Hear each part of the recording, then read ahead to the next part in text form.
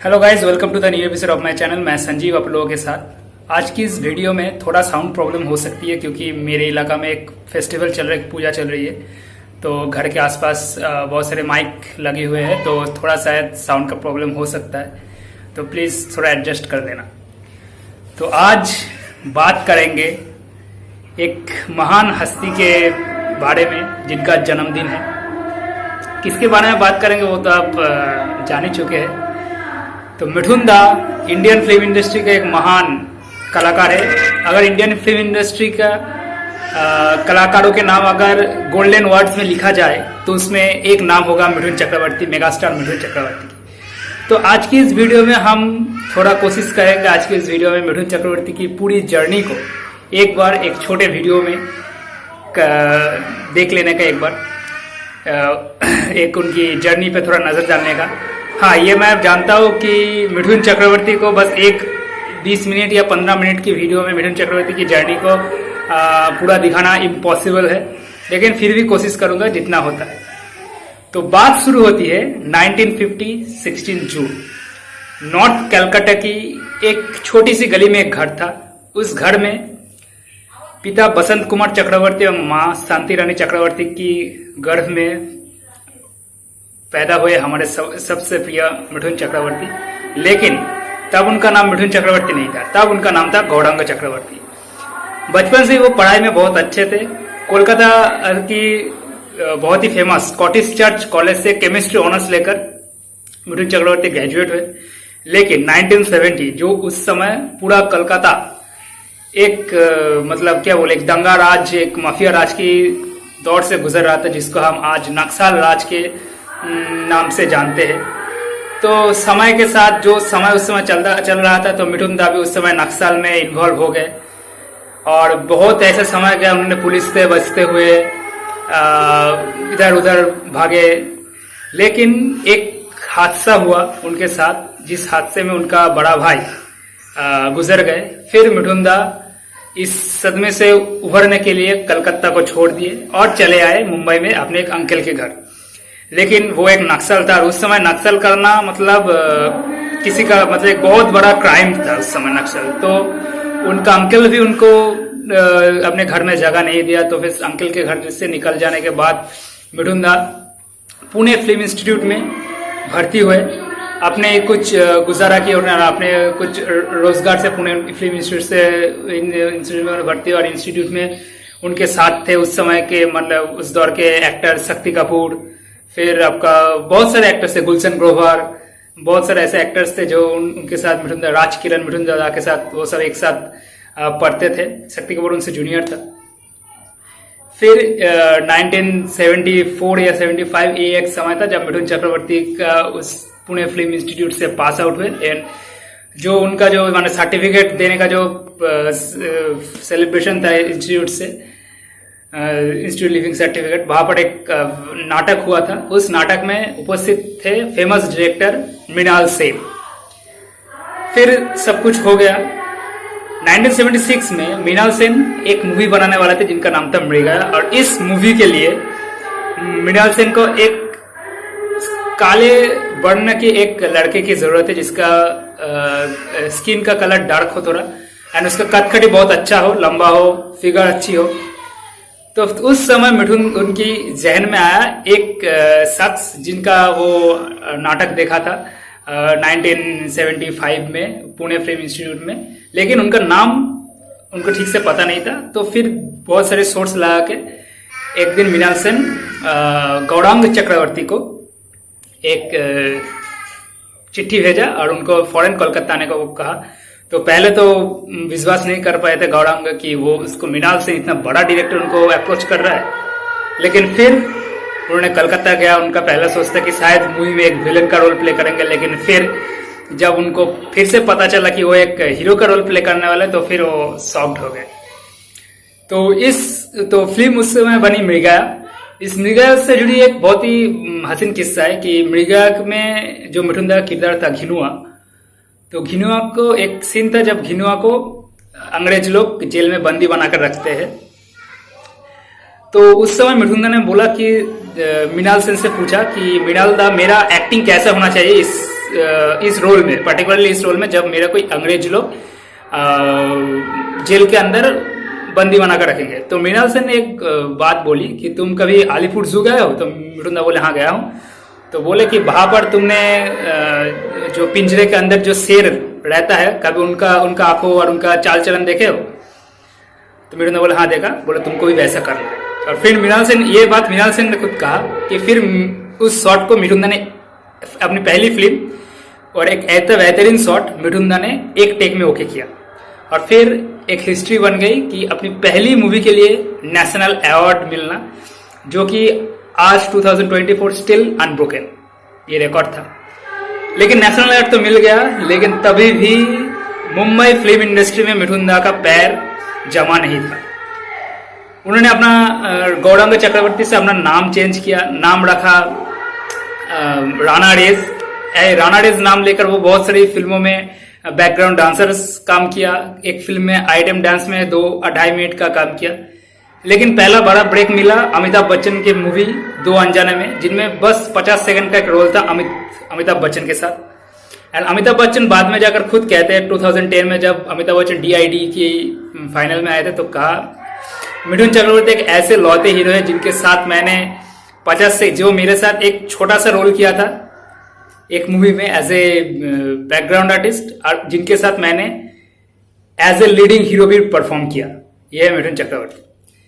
फिर ऐसे आपका दो अनजाने गया, उसके बाद बहुत सारी मूवीज आई, मुक्ति आई, फिर फूल खिले है, गुलशन आई, जिसमें मिठुन दा के नाम को भी क्रेडिट नहीं किया गया था क्योंकि बैकग्राउंड आर्टिस्ट वो काम करते थे।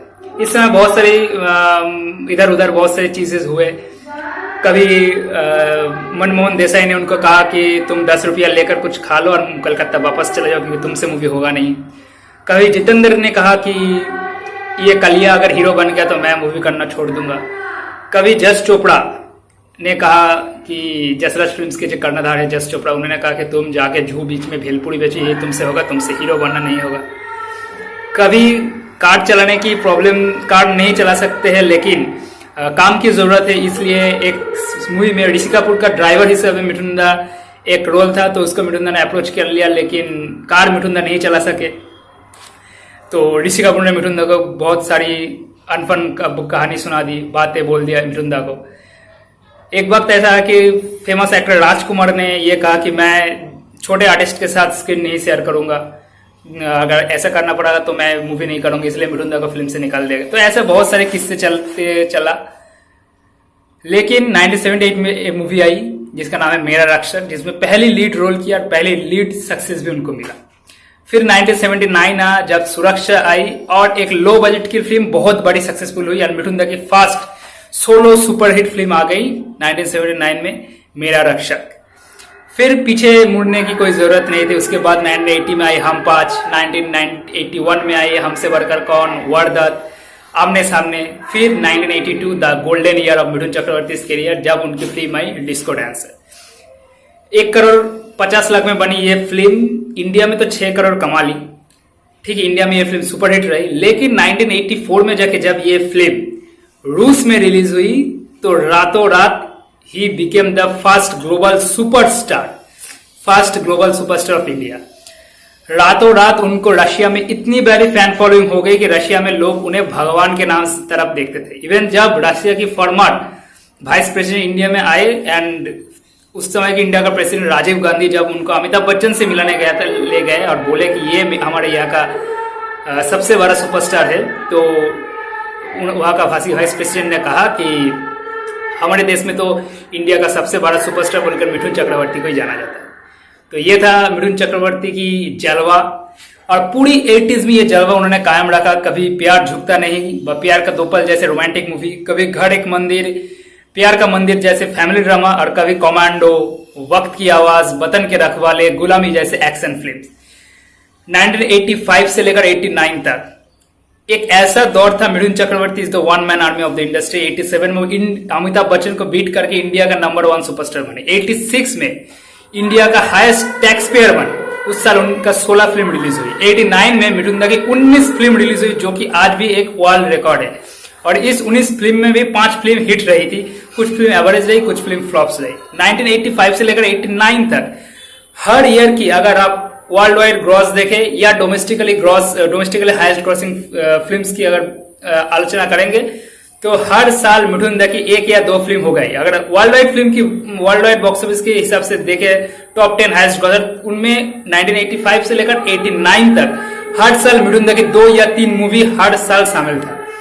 एंड मिठुन दा वॉज ओनली हीरो जिनके माधुरी दीक्षित और धर्म पाजी के साथ जिनका एक ऐसा रिकॉर्ड है कि एक साल में 5 या उससे अधिक हिट फिल्म देने का रिकॉर्ड है। मिठुन चक्रवर्ती का साल था 1987, जिस साल में मिठुन दा ने 5 से भी ज्यादा फिल्म दी। 1985 में भी दिया, 1988 में भी दिया, 5 या 5 से ज्यादा फिल्म। तो ये उनका प्राइम टाइम था बॉलीवुड में, जब वो देश का नंबर 1 सुपरस्टार भी बने, हाईएस्ट टैक्स पेयर भी रहे, एक साल में सबसे ज्यादा फिल्म करने वाले अभिनेता भी रहे, और उन सभी को जवाब दिए वो मनमोहन देसाई जिन्होंने एक बार बोला था कि तुम 10 रुपया लेकर कलकत्ता वापस चले जाओ। उन मनमोहन देसाई ने खुद मिठुन दा को आकर बोला कि आप मेरे फिल्म में काम कीजिए, क्योंकि तब अमिताभ बच्चन एकदम चल नहीं रहा था। अमिताभ बच्चन की बाजार एकदम चल नहीं रहा था, अमिताभ बच्चन का सिक्का चल नहीं रहा था। तो इसलिए मिठुन चक्रवर्ती मनमोहन देसाई और अमिताभ बच्चन के रिक्वेस्ट में फिल्म गंगा जमुना सरस्वती में काम किया। जितेंद्र, जो एक समय मिठुन चक्रवर्ती को कालिया बोला था कि वो हीरो बन गया तो मैं काम नहीं करूंगा, मूवी करना छोड़ दूंगा, उनके साथ बतौर लीड उन्होंने स्वर्ग से सुंदर किया, जाल किया एंड ऐसा प्यार का जैसे फिल्म भी किया। यश चोपड़ा जिन्होंने एक समय बोला था कि ये बंदा तुम जाओ जाकर जुहू बीच में भेलपुरी बेचो, उस यश चोपड़ा ने मिठुन दा को अपनी फिल्म विजय के लिए पहले अप्रोच किया था, लेकिन मिठुन दा ने वो फिल्म नहीं किया। फिर वो फिल्म जाकर मिल गया आपका अनिल कपूर को। तो ये था पूरा 80s में मिठुन दा के जलवा। फिर 90s की दौड़ आए, तो 90s के दौर में बहुत सारे नए एक्टर इंडस्ट्री में कदम रखे थे। तो एक 90s के दौर में कुछ ऐसा था कि पुराना एक्टर का जलवा तभी चल नहीं रहा था, कुछ वो अमिताभ बच्चन हो, जितेंद्र हो, धर्मेंद्र हो, किसी का भी। और एक ये था कि अमिताभ बच्चन और जितेंद्र, धर्मेंद्र ये मिठुन चक्रवर्ती से बहुत एज में भी बड़े हैं और बहुत पहले डेब्यू भी किए। तो पूरा 70 का दशक ये लोग एंजॉय किया, पूरा 80s का दशक एंजॉय किया। लेकिन मिठुन दा ने बहुत देर बाद अपना डेब्यू किए, तो उनके पास सिर्फ 80s का ही दशक था, क्योंकि 90s में बहुत सारे न्यू एक्टर्स आए, लाइक खान्स, अजय, अक्षय, सुनील शेट्टी, बहुत सारे एक्टर्स आए। प्लस 80s का जो यंग एक्टर्स थे, लाइक आपका सनी देओल, जैकी श्रॉफ, अनिल कपूर, इनका एज मिठुन दा से लगभग 10 साल या 8 साल ऐसे छोटे बड़े थे ये लोग, ठीक है। मिठुन दा सब छोटे थे ये लोग। तो इन्होंने जितना एडजस्ट कर पाया 90s के दौर के साथ, 90s के हीरोइंस के साथ, जो भी यंग एज के थे, क्योंकि मिठुन दा की टाइम 80s का जो हीरोइन था वो आप देख सकते हैं, उनमें से कोई भी 90s में अगर काम नहीं किया एक्सेप्ट रेखा मैम और जयाप्रदा, कोई भी 80s के एक्टर 90s में काम नहीं किया। तो 90s में बहुत सारी नए एक्ट्रेस आई और उनका एज मिठुन दा से बहुत कम था, इसलिए उनका एज का डिफरेंस भी झलकता है। तो एक तब मिठुन दा ने सोचा कि ये जो नया दौर था इसमें एडजस्ट करने के लिए कुछ नया करना पड़ेगा। प्लस 90s में आपका मुंबई में जो अंडरवर्ल्ड का दबदबा बढ़ने लगा था, प्लस मुंबई बॉम्ब ब्लास्ट, इन सब से मिठुन दा बहुत परेशान हो गए थे और उन्होंने ऊटी शिफ्ट करने का प्लान किया। और 1993 में उन्होंने ऊटी में अपना होटल बनाना शुरू किया, जो 1995 में जाके कंप्लीट हुआ। इसके लिए उन्होंने 10 करोड़ लोन लिया था उस समय इंडियन गवर्नमेंट से। और फिर उन्होंने एक काम किया कि अपनी सारी फैमिली के साथ ऊटी में जाके बस गए और उन्होंने वहां पर एक पैरेलल हिंदी फिल्म इंडस्ट्री का शुरुआत किया, जहां पर वो बस उन्हीं प्रोड्यूसर्स के साथ फिल्म करने वाले थे जो कि ऊटी में आके शूटिंग करेंगे और इसके बावजूद उनको ऊटी में अपने होटल में रहने का बंदोबस्त करेंगे स्पेशल डिस्काउंट में। तो ऐसे शुरू हुआ ऊटी ड्रीम फैक्ट्री का। तो देखिए ऊटी ड्रीम फैक्ट्री में बहुत मुंबई क्रिटिक्स इस फिल्म्स को बोलते थे, प्रोडक्ट्स बोलते थे, उनको रिव्यू करना नहीं चाहते। इस फिल्म्स को उन्होंने बी या सी ग्रेड कैटेगरी बोल दिया था। इवन इस समय उन्होंने मिठुन दा को भी बी ग्रेड एक्टर बोल दिया था, बी ग्रेड मूवीज का किंग बोल दिया था उन्होंने मिठुन दा को। लेकिन असल में इनमें भी बहुत सारे अच्छी मूवीज है, लाइक दलाल जो कि उस साल का 8th हाईएस्ट ग्रॉसिंग मूवी था, एक सुपरहिट था आदमी जो कि एक हिट फिल्म था, देन चीता, रावण राज, जल्लाद मूवी जिसके लिए मिठुन चक्रवर्ती को बेस्ट एक्टर बतौर नेगेटिव रोल मिला था। आपका शपथ, चांडाल, कालिया, शेरे हिंदुस्तान, मुकद्दर, भीष्मा, ऐसे बहुत सारी मूवीज है जो कि उस समय भी मतलब बूटी ड्रीम फैक्ट्री की भी अच्छी मूवीज है।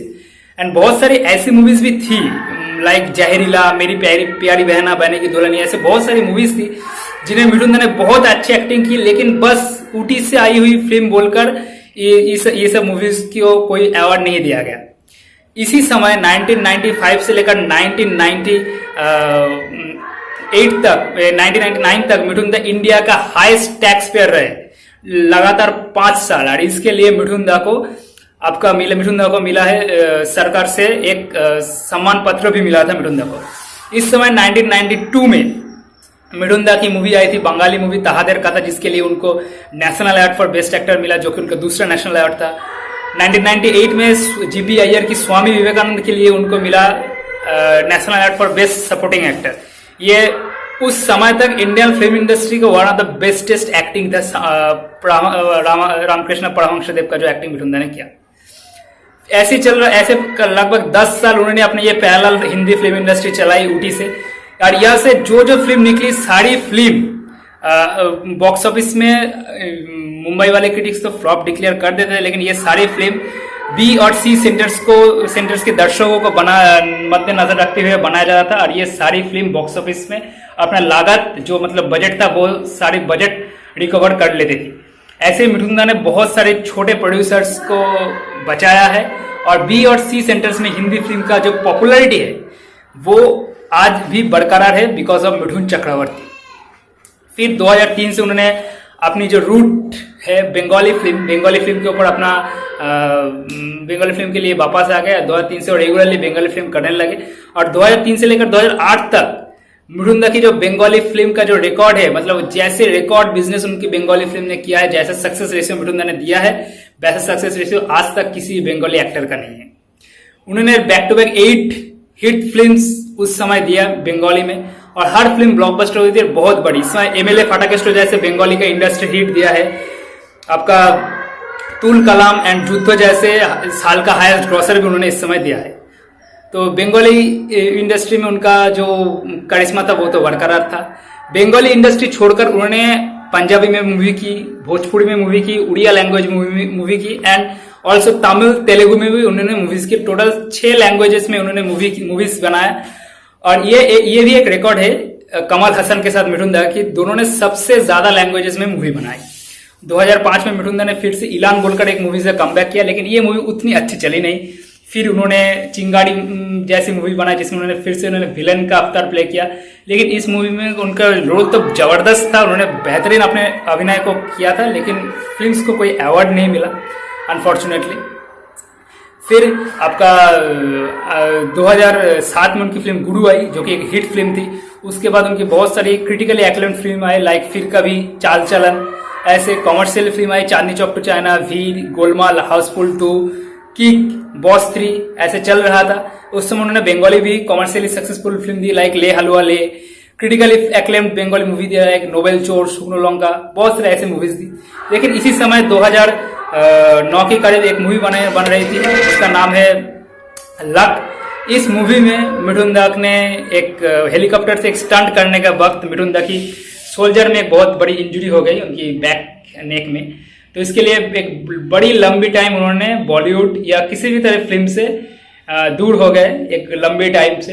फिर उन्होंने मेन स्ट्रीम, इस समय ये जो टाइम था जिस समय उन्होंने उनके चोट लगी थी, ये समय जब उन्होंने एक रेस्ट लिया था, तो इससे उनके जो कुछ फिल्म थी जो कि पहले शूट हो चुकी थी, वैसे कुछ फिल्म रिलीज हुई, लाइक जिनमें एक बंगाली मूवी है नदी थे के सागरे, जो कि नदी थे के सागरे नहीं, एकटी नदीर गल्प, टेल ऑफ ए रिवर, ये मूवी भी एक सुपर हिट रही। एक पुरानी मूवी रिलीज हुई जिसका नाम था जले जंगले, गोलमाल, ऐसे कुछ मूवीज बंगाली में रिलीज हुई। हिंदी में एक मूवी आया था जिसका नाम था आपका आयुष्मान खुराना के साथ हवाईजादे, ऐसे कुछ फिल्म्स आई थी, लेकिन ये फिल्म कुछ अच्छा उतना खास कर नहीं पाई। फिर 2019 में उन्होंने फिर से एक लो बजट फिल्म में काम किया जिसका नाम था द तस्कंद फाइल्स। ये मूवी फिर से 50 दिन बॉक्स ऑफिस में चली और एक हिट फिल्म साबित हुई। फिल्म को कोई प्रमोशन नहीं मिला था, लेकिन ये सब मिठुन दा के नाम से चली और फिल्म 50 दिन चलकर एक हिट फिल्म साबित हुई।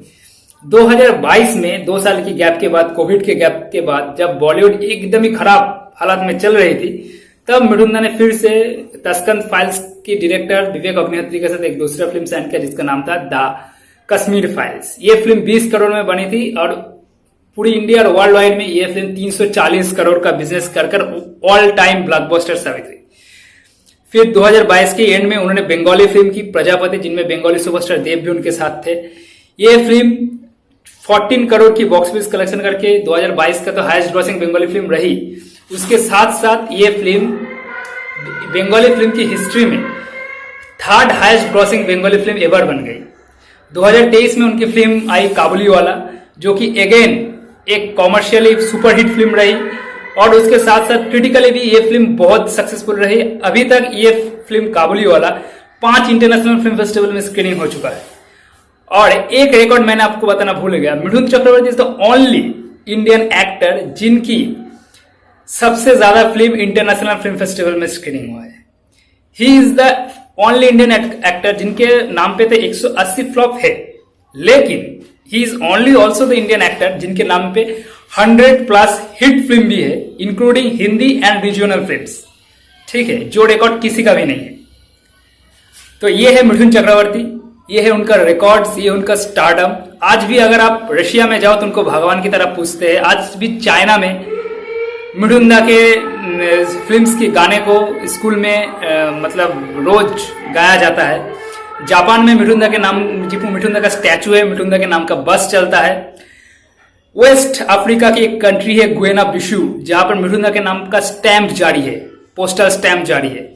एक्सेप्ट दिस, आप ईस्ट अफ्रीका की बहुत सारे कंट्रीज अगर देखें, रोडेशिया बोले आप, सोमालिया, सूडान, ऐसे बहुत सारे कंट्री है, नामीबिया, एक कंट्री में मिठुन दा की ह्यूज फैन फॉलोइंग है। इवन उनका जो बी और सी सेंटर्स ओरिएंटेड जो मूवी थी लाइक चंडाल, शेरे हिंदुस्तान, मुकाद्दर, ये सब फिल्म, ये जो अफ्रीकन को जो कंट्री बोला मैंने, ये सब कंट्री में ह्यूज पॉपुलर है।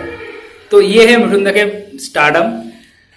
बट एक चीज मैं बोलना चाहूंगा, ये जो लास्ट वीडियो का अंत में बोलना चाहूंगा, ये मैं बंगाली में ही बोलूंगा कि যতটা মানে পপুলারিটি মিঠুনদার পাওয়া উচিত ছিল, যতটা মাতামাতি আজকে শাহরুখ খানকে নিয়ে, অমিতাভ বচ্চনকে নিয়ে বা সাউথের রজনীকান্ত চিরঞ্জীবীদের নিয়ে হয়, ততটা মিঠুনদাকে নিয়ে হয় না।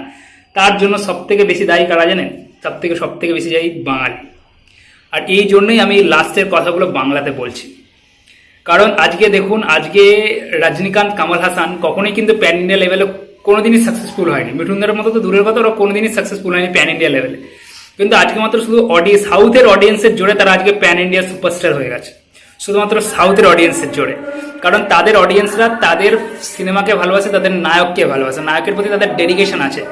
ঠিক আছে, সেই জন্য সাউথ ইন্ডাস্ট্রি আজকে বলিউডকেও ছাপিয়ে যাচ্ছে কোথাও না কোথাও।